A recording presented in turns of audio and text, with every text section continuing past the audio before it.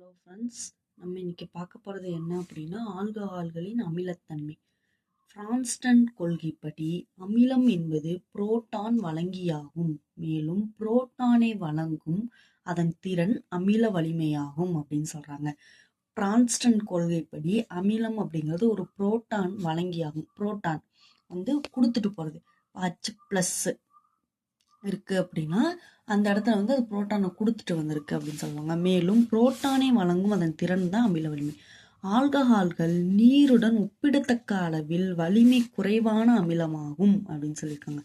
Alcohol அப்படிங்கிறது நீரோட நம்ம கம்பேர் பண்ணும்போது வலிமை குறைவான அமிலமாகும். மெத்தனாலை தவிர பிற அனைத்து ஆல்கஹால்களும் நீரை விட வலிமை குறைந்தவை அப்படின்னு சொல்றாங்க. மெத்தனாலை தவிர பிற அனைத்து ஆல்கஹால்களும் நீரை விட வலிமை குறைந்தவை. நீரின் கேவேயின் மதிப்பு 1.8 × 10⁻16. ஆனால் ஆல்கஹால்களின் கேஏ மதிப்பானது 10⁻18 முதல் 10⁻16 என்ற அளவில் இருக்கும் அப்படின்னு சொல்றாங்க. ஆல்கஹால்கள் அதாவது மெத்தனால் தவிர பிற அனைத்து ஆல்கஹாலும் நீரை விட வலிமை குறைந்தவை அப்படின்னு சொல்றாங்க.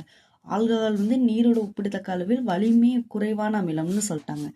இதுல எக்ஸப்ஷனல் என்ன அப்படின்னா மெத்தனாலை தவிர அப்படின்னு சொல்லியிருக்காங்க. நீரின் கேவே மதிப்பு கொடுத்துருக்காங்க, தெளிவா பார்த்துக்கோங்க. ஆல்கஹாலின் கேவே மதிப்பு கொடுத்துருக்காங்க. ஆல்கஹால்கள் சோடியம், அலுமினியம் போன்ற வினைதிறன் மிக்க உலோகங்களுடன் வினைபுரிந்து அல்காக்சைடுகளை தருகின்றன. மேலும் இவ்வினையில் ஹைட்ரஜன் வாயு வெளியேறுகிறது. ஆனால் ஆல்கஹால்கள் NaOH வினைபுரிந்து அல்காக்சைடுகளை தருவதில்லைன்னு சொல்றாங்க. 2 molecules of C2H5OH plus 2Na gives 2C2H5ONa plus H2. மேற்கண்டுள்ள வினை ஆல்கஹால்களின் அமிலத்தன்மையை விளக்குகிறது அப்படின்னு சொல்றாங்க.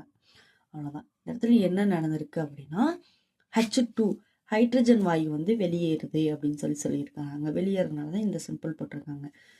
அவ்வளோதான் ஃப்ரெண்ட்ஸ், உங்களுக்கு ஈஸியாக இருக்குன்னு நினைக்கிறேன். தேங்க்யூ.